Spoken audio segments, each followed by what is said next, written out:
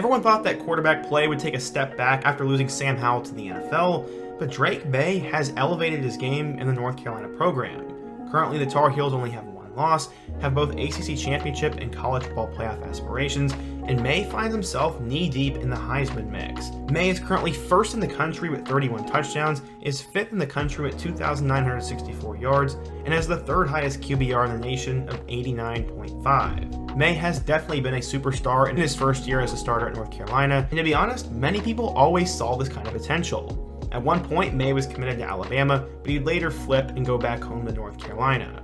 He was the number 9 ranked quarterback in his class, and everyone had high expectations for him, but today we're not really going to be talking about Maye. We're going to be talking about the 8 quarterback recruits that were ranked higher than him. Pretty obvious what we're going to be doing, but before we get started, we're just over 4,000 subscribers away from 100K, so be sure to help me out by hitting that subscribe button, leave a like if you want to support the video, turn on notifications so you never miss when I upload, and let me know what player, topic, team, or situation I can do next. Now, let's talk about the 8 quarterbacks ranked higher than Drake Maye. The first guy we need to talk about is Jake Garcia. He was the number 8 quarterback in the class of 2021 and has a very bizarre story.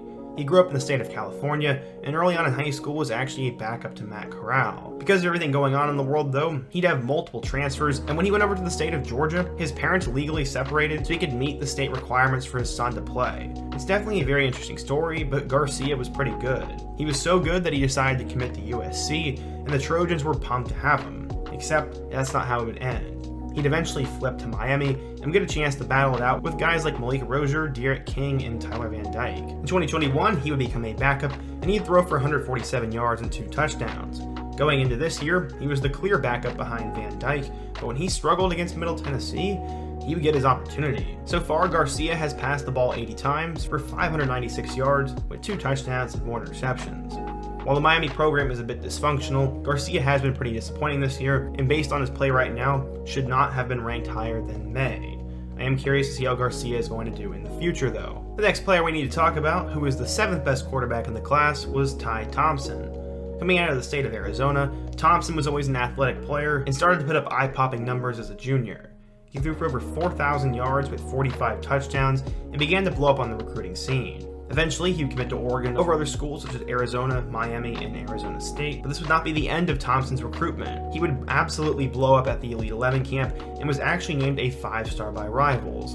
According to them, this was the first 5-star quarterback in Oregon's history, but 24/7 Sports was not as high on Thompson. Going into the 2021 season, Thompson was expected to battle it out with Anthony Brown and Jay Butterfield. Some thought they would roll with the freshman, but that is not what happened. Thompson would complete 7 passes for 87 yards with 2 touchdowns and a pick, and then was expected to battle it out with Bo Nix this year.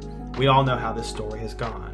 Bo Nix has become a Heisman contender, while Thompson didn't really show anything in the couple of snaps he's played. He's thrown 2 interceptions and 20 passes, he's completed 11 passes without a touchdown and 2 picks, and so far, Thompson is one of the bigger busts of the 2021 quarterback class. While we still have 2 or 3 more years to see what he's made of, definitely should not have been ranked higher than Maye at this point, and I'm beginning to worry if Oregon is the right place for him. We'll just have to wait and see though. The number 6 quarterback in the class of 2021 was Kyle McCord. Coming out of the state of Pennsylvania, McCord played alongside another Ohio State star in Marvin Harrison Jr. Both of those guys have blew up together, and as a sophomore, McCord would throw for nearly 3,000 yards with 38 touchdowns, and he would win a state championship for St. Joseph's Prep in his first year as a starter. He would continue to get better, blew up on the recruiting scene, and eventually committed to Ohio State over schools such as Michigan, Penn State, and North Carolina. McCord would sort of arrive at Ohio State under the radar and would battle it out with Jack Miller and CJ Stroud for the job. We all know how this one went, but McCord would get a couple of opportunities to play in garbage time. He threw for 400 yards with 2 touchdowns and 2 picks last year. Going into this year, he battled it out for the backup job with Devin Brown and has 165 yards and a touchdown. Right now, it looks like there's going to be a big-time quarterback battle between him and Devin Brown next year, but according to everything I've read, it looks like Kyle McCord is being groomed as the next big thing there, and I'm definitely curious to see how he's going to play out. Just like Thompson, McCord hasn't really gotten his chance to play, and right now in his first 2 years hasn't done anything, so he should not have been ranked higher than Maye. Up next, we have the number 5 quarterback in the class of 2021, J.J. McCarthy.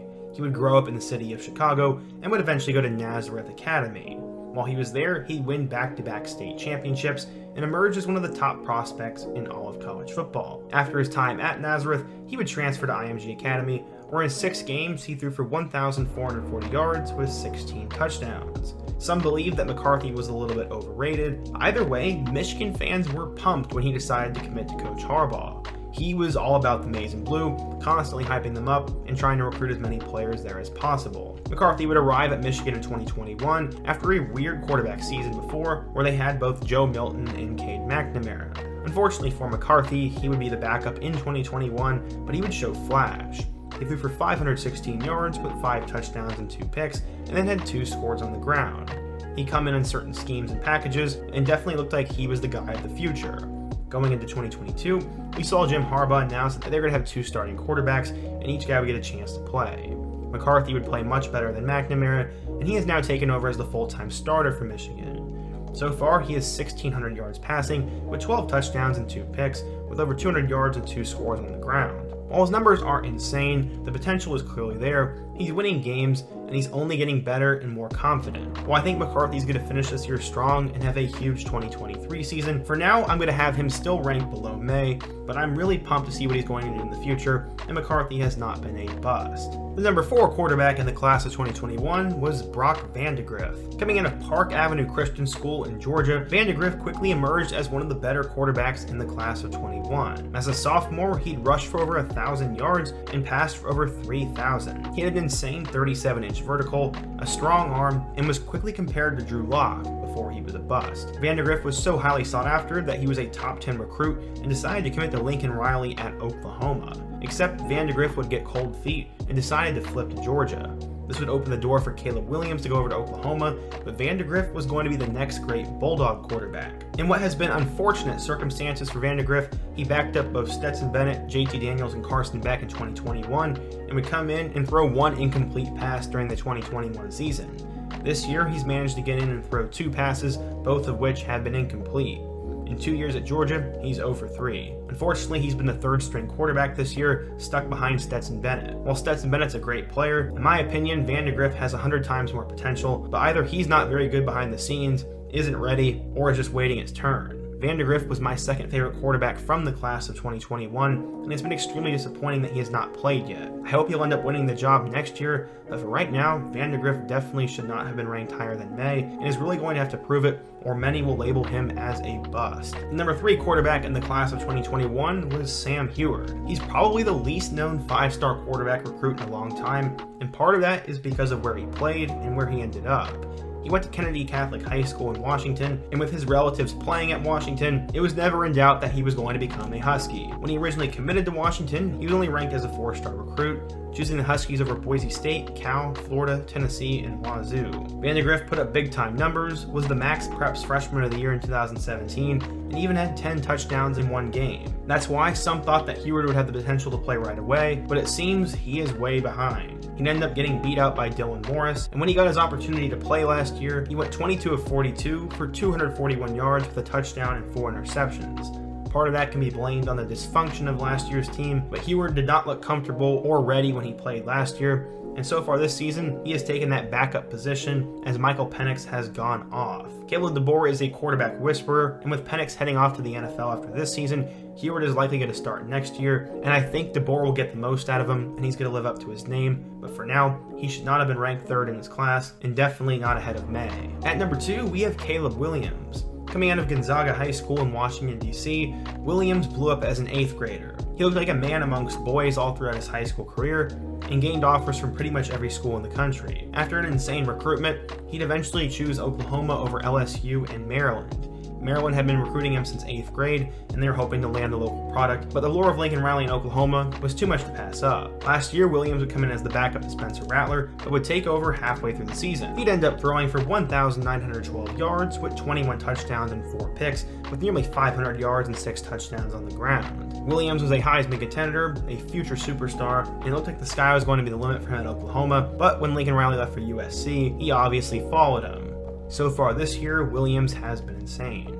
He has 2,742 yards with 28 touchdowns and 1 pick. He also has nearly 300 yards and 4 touchdowns on the ground, has USC in playoff contention, and right now could be the number 1 overall pick in the 2024 NFL Draft.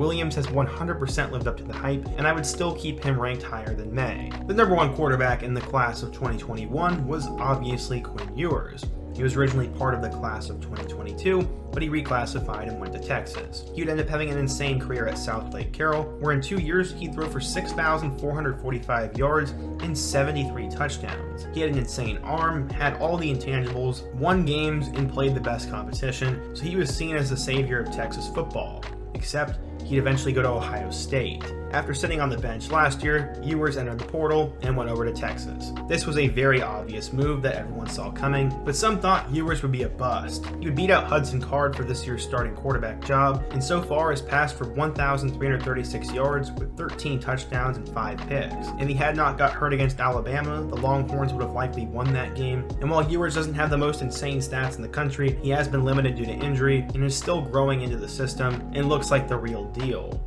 He'll more than likely finish this year strong, have a ginormous 2023 campaign, and probably head off to the 2024 NFL Draft. While some might think I'm absolutely crazy for saying this, I would actually have Ewers ranked one spot below Maye. Maye has put up insane numbers, is currently in the Heisman discussion, and could go down as the best quarterback in North Carolina football history. It doesn't take anything away from Ewers' talent, but so far Maye has better stats, and Ewers is still a what if. Ewers will probably end up paying off in a big way though, but for now I'd have him ranked 3rd, Maye ranked 2nd, and Caleb Williams ranked 1st. For the most part, the 2021 quarterback class has gotten off to a slow start, as Sam Heward, Brock Vandergriff, Kyle McCord, Ty Thompson, and Jake Garcia have all been underwhelming, and the jury is still out on both JJ McCarthy and Quinn Ewers. Caleb Williams and Maye are the bona fide stars, and I'm definitely curious to see how these guys finish, and there are definitely some players below Maye that are also doing great. But what do you guys think? If you're a North Carolina or college football fan, what do you think of Drake Maye? How would you rank this list? And what topic, team, or situation should I do in my next video? Be sure to let me know down below. Leave a like if you want to support today's video, subscribe if you're new, and check out all my other videos on the end screen. Hope to see you guys again soon, but until next time, peace.